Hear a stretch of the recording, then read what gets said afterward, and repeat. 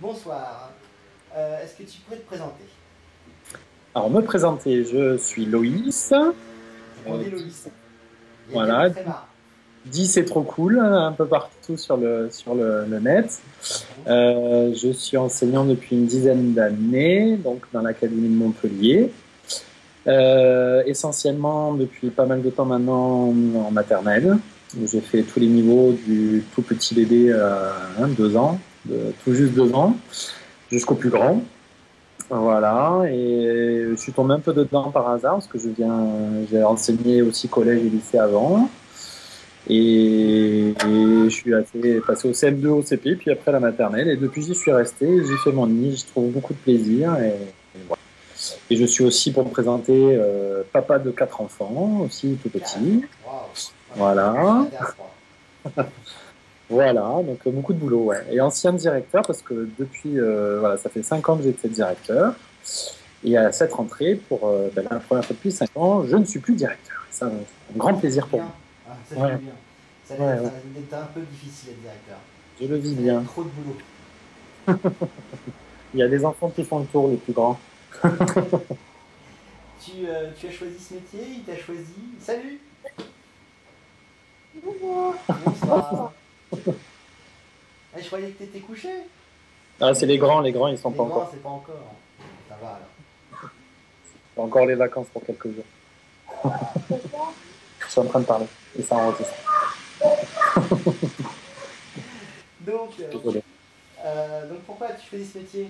Si tu l'as choisi ou si c'est lui qui t'a choisi? Ça fait très longtemps que je me destine à ça. J'ai perdu mon papa très tôt, et le papa de substitution qui a pris sa place dans mon éducation, mais il s'est avéré être un animateur de colo et allemand, donc il ne pouvait pas passer le CAPES. Et un jour, il a passé le CAPES très tard, quand Maastricht a été signé. Et en fait, voilà, j'ai suivi un peu ses traces, parce que ça me plaisait bien de le voir fonctionner et voir ce qu'il faisait avec les plus jeunes.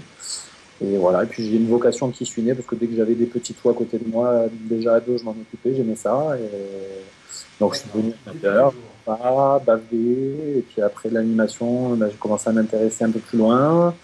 Quand j'étais étudiant, j'ai enseigné en prison dans une association qui s'appelait Génépi, c'est groupe d'enseignement aux personnes incarcérées. Voilà, donc c'est un groupe d'étudiants. J'enseignais l'espagnol, j'ai fait ça pendant une bonne année, là. C'était voilà, c'était en plus de mes études. Et voilà, ça a suivi. Voilà. J'ai aimé ça tout de suite. J'ai enseigné à des adolescents, j'ai enseigné à des plus grands, à des adultes aussi. Et voilà. Et c'est D'accord. parti. Et après, j'ai enseigné dans des cours particuliers pour gagner ma vie et nourrir ma fille qui vient de passer là, parce que Qui passe et repasse. j'étais encore étudiant quand elle est née. Et donc voilà, il fallait vivre. Donc voilà, C'est normal. j'ai aimé tout ça. J'ai aimé la relation individuelle avec des élèves. Et donc après, je me suis dit, ben, pourquoi pas tenter des concours. Et je les ai tentés, je les ai eus. Voilà. Et je suis à Montpellier. Super. Dis-moi, comment tu intègres les nouvelles technologies dans ta pratique? Bah, depuis toujours, je m'y suis intéressé. Donc après, moi, ça a mis un petit moment avant d'intégrer ma vie, parce que j'avais pas les moyens d'avoir des ordis quand j'étais étudiant. C'était un peu compliqué. Et puis c'était un peu le début à l'époque à la fac, où on commençait à avoir des ordis un peu partout qui arrivaient, des salles d'ordi qui Oui. valaient le détour. C'était pas facile. Et je me souviens, j'étais à l'époque en bug, quand un jour on a eu un premier module de TIS, de technique, où nous a appris à utiliser Word et à aller sur Internet Explorer. À l'époque, c'était phénoménal. Comment faire une recherche sur Google. C'était Oh, il n'y avait pas encore Google à l'époque. voilà, ouais, ouais, c'était un peu. Ça devait être Yahoo à l'époque. Ouais. C'était 2000, ouais, 2001, quoi, 2002, un truc comme ça. C'était le tout début.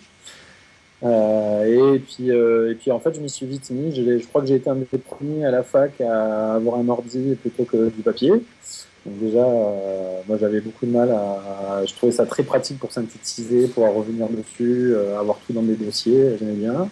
J'étais un des premiers à utiliser les environnements numériques de travail. D'ailleurs, je me souviens, j'avais présenté les ENT de l'académie devant le recteur et tout, c'était tout un truc. En tant qu'étudiant, on m'avait choisi parce que je touchais pas mal et j'aimais ça. Et donc, ben voilà, c'est allé de fil en aiguille.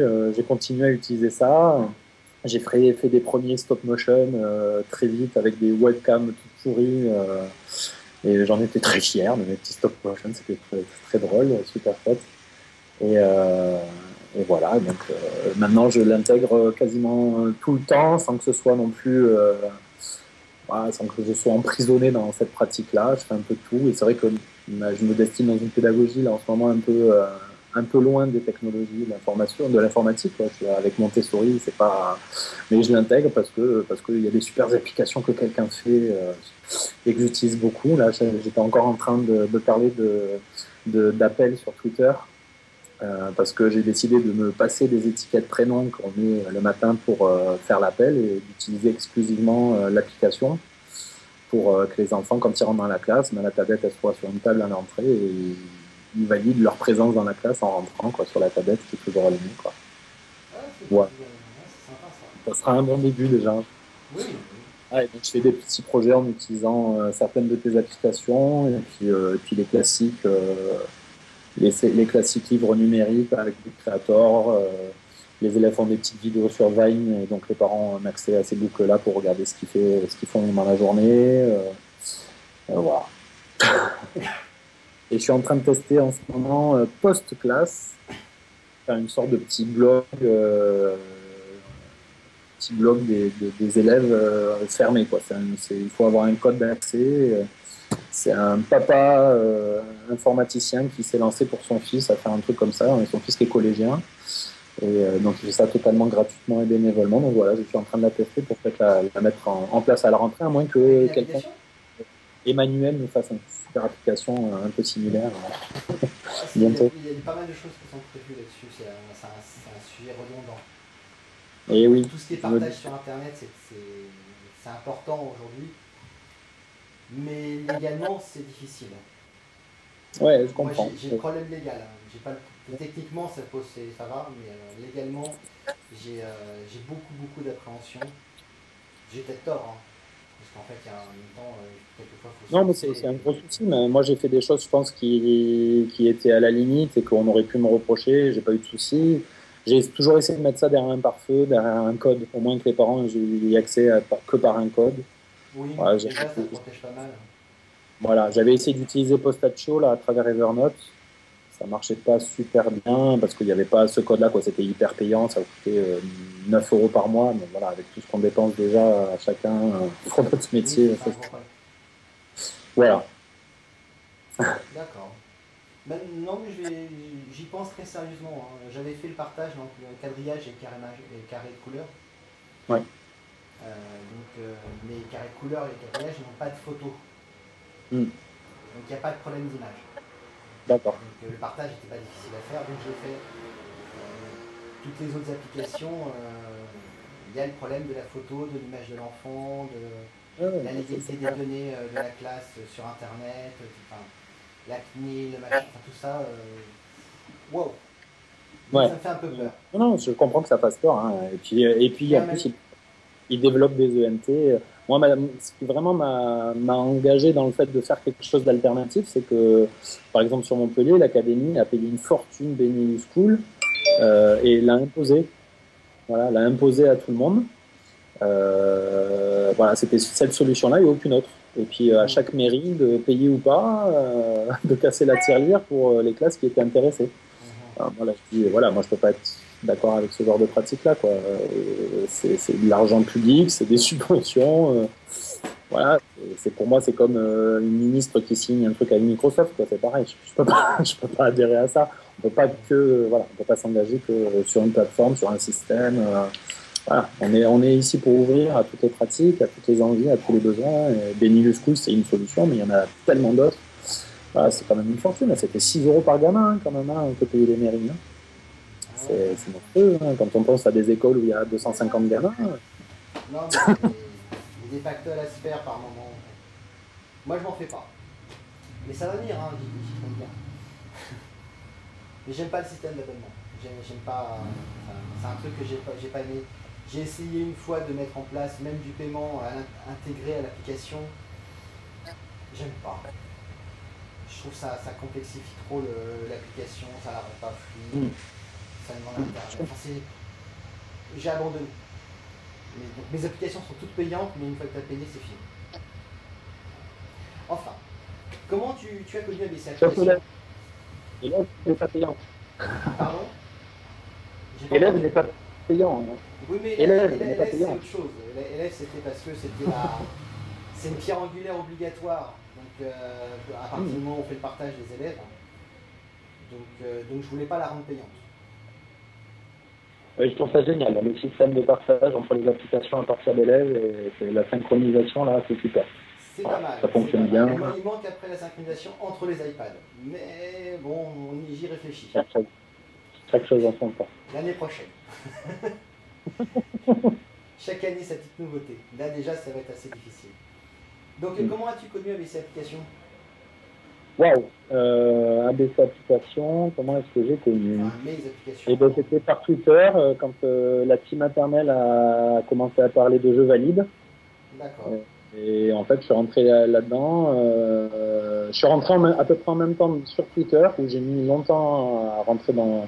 Bon, je suis pas très réseaux sociaux, j'avais du mal. Maintenant, je le suis trop, mais j'avais du mal. Je m'étais très vite désabonné de Facebook et tous ces trucs-là. Et puis un jour, une copine, Stéphanie Fondé-Caba, pour ne pas la nommer, Aude Corbière pour les tweetologues, une copine très active dans le monde de la pédagogie. Un gros bisou à Steph, d'ailleurs. Voilà, elle m'a dit, allez, essaye Twitter, tu vas voir. Et en fait, voilà, je suis rentré par la team maternelle tout doucement. Puis les filles, parce que j'étais le seul homme, m'ont fait une petite place. Oh, et puis, il commence à y en avoir quelques-uns quand même. Ça commence, ça y est, ça commence. Au début, j'étais tout seul. Il y en a certains qui m'ont rejoint et ça fait du bien d'avoir un peu de testostérone au milieu de ce monde de... Alors, bizarrement, les premières personnes à contacter sont des hommes en général. Et ouais, peut-être. C'est bizarre, hein. Mais je vais pas faire de commentaires là-dessus. L'enseignant qui m'a contacté, c'est l'Indicien. Ouais. Donc, c'est celui, la première, je crois que c'est la première interview aussi. C'est le premier qui m'a contacté. Après, j'ai beaucoup travaillé aussi avec d'autres hommes. J'ai beaucoup travaillé avec les hommes, sauf avec la team maternelle où là, je me suis retrouvé avec des filles. Mais si j'ai une orthophoniste et une graphothérapeute. Ouais. Sinon, c'est que des hommes. Enfin, bon, oui, il y a eu aussi l'entrée par photobook. Effectivement, j'étais plutôt connu par photobook. C'était après Je Valide. Oui, mais je crois que je suis rentré plutôt par photobook que quelqu'un m'a fait connaître. C'est là que j'ai commencé à te connaître. Et après, je suis parti sur Je Valide avec la team maternelle pour y bosser dessus un petit peu. Sachant que j'ai pas pu vraiment... voilà, je t'ai plutôt aidé toi à faire les bêta-tests, mais j'ai pas pu beaucoup aider pour la base, les bases du système et tout ça. J'arrive pas à suivre, quoi. Elles vont trop vite, les filles, elles bossent trop vite, elles bossent trop. Faut les féliciter parce qu'ils ont fait un sacré boulot là, sur Je Valide. Ah, sur Je Valide, oui, ça avance. Ah ouais, c'est un outil génial, moi je me réclame. C'est comme on me demande, j'avance. Mes applications, elles avancent à la demande. Donc, quand j'ai pas de demande, je fais tout seul, mais quand j'ai une demande, j'essaie de la satisfaire. Donc, comme Je Valide, il y a eu beaucoup de demandes, il y a eu beaucoup de mises à jour et ça bouge beaucoup. C'est une application qui fait beaucoup. Oui. Tu es très réactif, t'inquiète pas, on le sait. Moi, j'essaye. Quand je t'envoie un mail à 3h du mat et que tu me réponds, je sais que tu es très réactif. J'ai pas des horaires très normales, c'est vrai. Mais bon. Non, je travaille au fil de l'eau. Enfin bon. Donc, à quelles applications as-tu participé? Et donc Photobook, elle était déjà en ligne, mais je t'ai quand même envoyé quelques petites suggestions. Donc, Je Valide. Appel, ABC Calendrier, là, le dernier, la dernière. Après, il faudrait que je regarde. Il faudrait que je regarde parce que je sais plus, il y en a deux. Cet été, il y en a eu 3. Il faut que je... En août, il y en a eu 3. À la limite, il faut que je regarde Test Flight, comme ça je te dis, parce qu'il y en a beaucoup où je suis intervenu. ABC Calendrier. Mon casier, j'ai pas trop regardé, mais un petit peu. Donc ISBN. ISBN, c'est pas pour les enseignants. C'est pas pour les enseignants, mais bon, voilà, elle existe.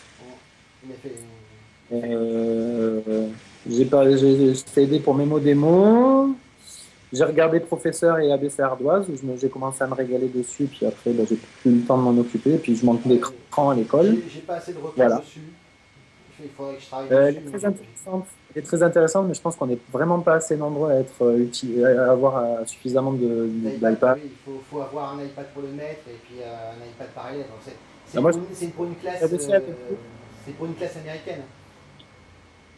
Non, mais moi j'avais commencé avec moi j'ai deux iPads entre celui de ma femme qui est un stick aussi et le mien, et je l'avais fait sur l'iPhone, la partie professeur sur mon iPhone, et ça marchait très bien. Donc j'avais testé comme ça avec deux élèves et moi. Et déjà, bon j'y voyais moins d'intérêt, mais c'était rigolo, les gamins trouvaient ça interactif et ça les stimulait à produire des choses intéressantes. Donc j'avais apprécié l'expérimentation. Donc je pense que c'est quand même quelque chose à garder dans un coin et à ressortir un jour, à intégrer peut-être. Un jour, on me contactera et on me dira c'est vraiment important, ça marche pas bien avec 30 iPads, faites quelque chose. Là, je ferai quelque chose. Parce que c'est. En fait, c'était mes premiers essais à utiliser le réseau. Ouais. Voilà, je vais. Enfin, surtout au début, maintenant j'ai un petit peu l'habitude, mais au début, chaque application était une raison nouvelle de faire une petite chose en plus que je savais pas faire. Et oui, oui. Voilà, donc j'avançais comme ça quand j'avais pas de demande, j'essayais de trouver un projet qui avait un petit plus que je ne savais pas faire. Et comme ça, petit à petit, j'apprends à faire chaque chose les unes après les autres. Donc l'idée de professeur, c'est d'avoir la connexion réseau Wi-Fi automatique avec Bonjour. Un protocole Bonjour qui permet de se connecter automatiquement à ton imprimante, par exemple, sans qu'il la connaisse au départ. Ouais. Et donc là, ça le faisait tout seul avec les tablettes, avec des ardoises magiques. Donc ça me semblait le truc normal à faire. Maintenant, il est largement amélioré parce que niveau protocole, ça bouffe pas mal de bandes passantes. Donc avec 30 iPads, à mon avis, ça serait un peu lent. Mais bon, comme personne s'en sert, je ne m'en occupe pas. Je m'occupe des choses, en priorité des choses qui sont les plus utiles. Normal. Voilà. Sinon, pourquoi Apple? Pourquoi iOS là Pourquoi Apple? J'ai grillé trop de PC. J'en ai eu marre de griller mes PC. J'avais cassé ma tirelire pour un des premiers ordi portables où j'avais à la fois la webcam et le pad numérique, il y a très longtemps. Et 3 mois après, c'est pas bien éteint. On est pas... Pendant arrivé à la maison, ça coupe un petit peu le son, excuse-moi, tu peux reprendre fondu à l'intérieur. Excuse-moi, le son a coupé là, tu peux reprendre Ouais. J'avais un ordi que j'avais acheté une fortune, qui s'est pas éteint un jour en sortant du travail. Il s'est mal éteint. Voilà, j'ai peut-être un peu dans la précipitation. J'ai à la maison. Il avait grillé à l'intérieur de ma mallette. Voilà, le disque dur avait fondu, il y avait des trucs récupérables. Bon, il avait surchauffé, quoi. Il avait pas supporté le trajet. Et je me suis dit, tiens, on va tester. On va acheter un premier. Alors après, j'ai toujours acheté, j'ai mon premier MacBook, c'est le premier il y a presque 10 ans maintenant, qui est ultra vintage, mais qui marche très bien, et que je n'éteins jamais, et qui n'a jamais ni grillé, ni quoi que ce soit. Et voilà. Donc, je suis passé sur Apple. Et après, j'ai aimé, c'est vrai, la facilité d'utilisation. Voilà, j'avais pas besoin de me prendre la tête sur quoi que ce soit. Tout fonctionnait très bien. J'ai jamais eu de soucis sur aucun de mes appareils, quasiment. Non, rien de vraiment terrible. Donc voilà, j'ai apprécié le côté SAV, quoi. J'ai pas besoin de recourir à qui que ce soit. Tout fonctionne très bien. Donc après, je regrette de temps en temps. J'aimais bien les solutions Linux aussi. Donc j'avais toujours dans un coin, j'ai un ordi que je peux mettre sous Linux et travailler sur d'autres choses. Mais bon, voilà, maintenant je suis quasiment que avec la marque là. Politiquement, je serais plus Linux moi aussi. Ah oui, non, mais voilà, politiquement, on est d'accord. Mais c'est vrai. Si dans un... J'avais besoin de facilité. Pardon? J'avais besoin de facilité et moi, c'est vraiment des achats pour mes outils de travail. Hein, c'est vraiment que des outils de travail, même sur l'iPhone. Hein.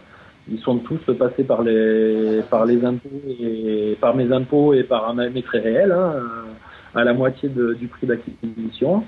Et voilà, oui, une deuxième chose qui a fait que je suis resté sur Apple, c'est le fait que je prenne une photo avec mon iPhone en classe et puis je la retrouve sur mon iPad et sur mon MacBook en rentrant à la maison. Et voilà, dès que j'ai besoin de faire quelque chose, tout est ultra connecté, tout fonctionne bien ensemble.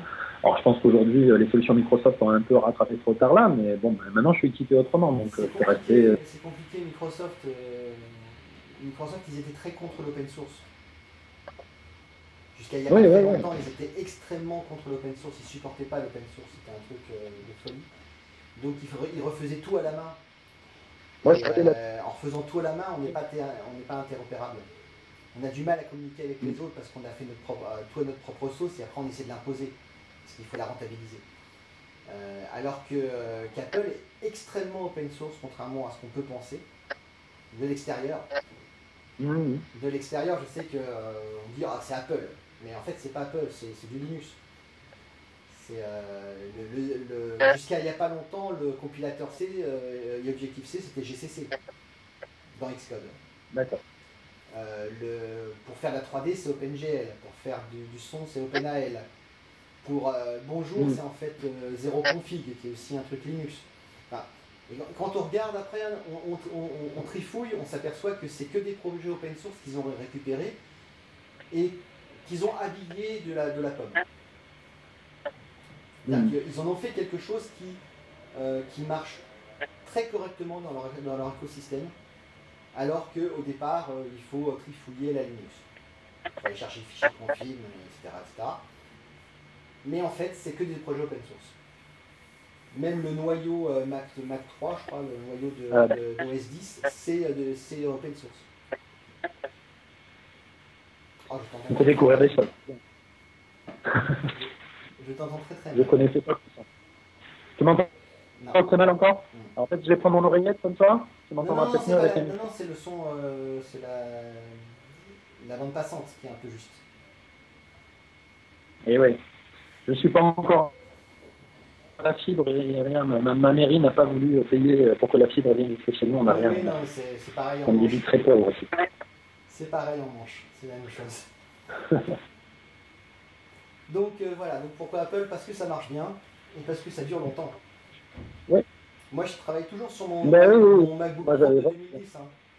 Le Mac que j'ai acheté pour développer sur iPad, à la sortie de l'iPad, je travaille toujours dessus.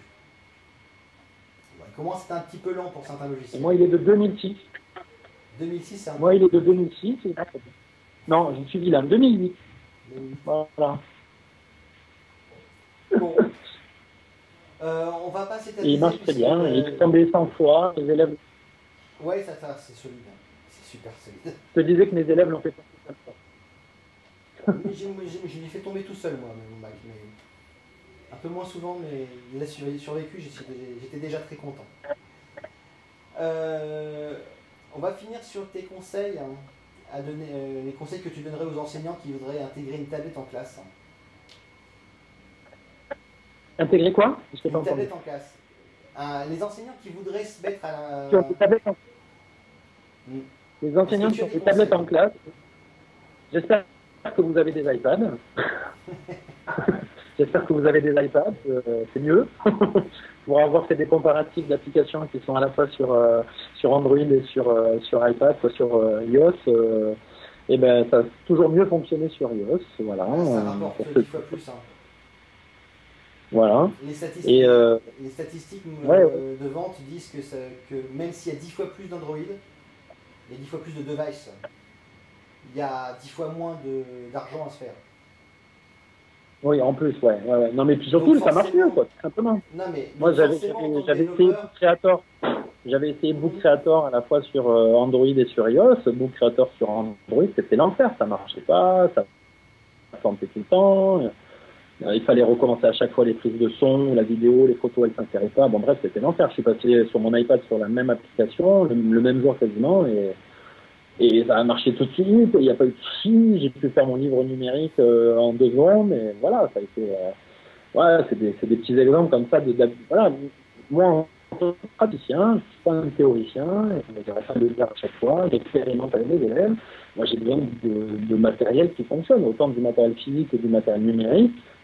j'ai besoin du matériel qui fonctionne, quoi. Donc, voilà. Et j'apprécie la collaboration qu'on peut faire avec quelques développeurs comme toi, parce que voilà, c'est riche. Moi, j'apprends beaucoup. Ça m'interroge sur ma pratique. Je trouve des idées tout le temps. Je te harcèle de messages régulièrement pour améliorer tes applications, et c'est un plaisir de pouvoir avoir une réponse rapide, une mise à jour rapide, un test à faire tout de suite derrière.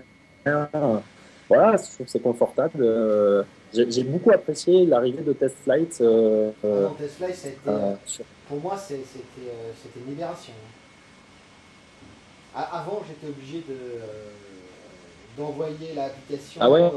Enfin, il y avait une méthode, c'était tu m'envoyais le numéro de ton device et tu passais par iTunes pour installer l'application que je t'envoyais par mail.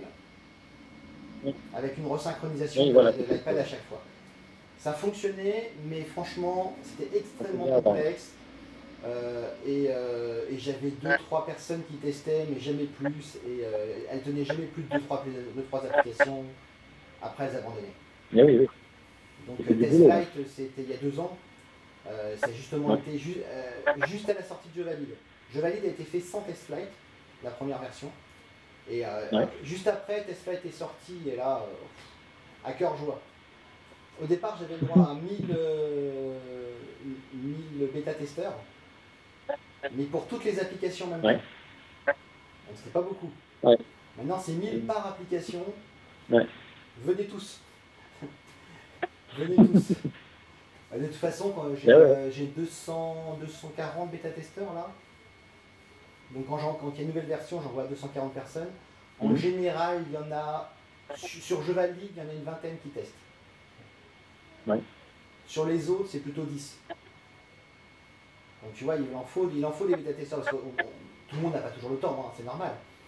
Donc, et puis ça intéresse pas tout le monde. Il y a une application qui intéresse telle personne, une autre c'est celle-là, enfin, c'est normal. Mais le résultat, c'est ça.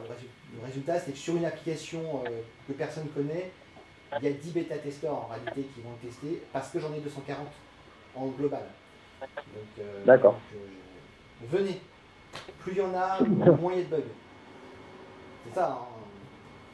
Je suis d'accord, venez, rejoignez. Suivez le outil. Bon. Ben, merci. Avec plaisir. Merci, je pense que ça fait une bonne première approche tous les deux. Y a-t-il une application que tu voudrais avoir et que tu n'as pas? Ah ben oui. Ça fait quelque longtemps que je t'ai lancé un défi, faire une application de gestion de BCD. Ouais, ça fait très longtemps. Tu sais que t'es le projet le plus vieux que j'ai. Ça fait longtemps, et à chaque fois je me dis, mais j'ai honte à chaque fois de dire, mais ça fait 2 ans, 2 ans que tu me la demandes. Au départ, il n'y avait pas la gestion du lecteur du code barre. Ouais. Donc ça, c'est apparu un an après, c'est apparu avec iOS, je sais plus, 7 ou 8, je sais plus. Mais c'est apparu il n'y a pas si longtemps que ça. Et après, j'ai fait ISBN pour les bouquins, pour récupérer les données. Je me suis aperçu que les données n'étaient pas publiques. Ça a donné beaucoup de problèmes, donc ISBN, ça a servi à ça. Et maintenant... Et non. Non, ça a servi à valider le fait d'aller chercher les informations, parce que je vais les chercher sur Amazon. Il y a qu'Amazon, c'est incroyable. Tu vois, il n'y a pas un organisme public français qui va te donner les informations. Non. Bon, donc, et tout le monde fait comme ça. Hein. J'ai regardé sur les livres de partout. Tout le monde va demander à Amazon. C'est ce que je t'avais dit à l'époque dans un long mail. Je t'avais dit toutes les applications de dictionnaire, elles utilisaient la base d'Amazon pour se référencer sur les. Et la base d'Amazon n'est pas forcément parfaite. Enfin bon. Donc. Ah non, ça c'est fait. Il faut toujours tout refaire. Non, il n'y a pas de... Depuis, j'ai vachement réfléchi à... Enfin, j'ai eu l'expérience de Je Valide, de toutes les autres applications. Et je me dirige plutôt vers une application de prêt tout court. Qui ferait le livre, le CD, les jeux, je ne sais pas quoi. les bonnets, les manteaux, les bottes.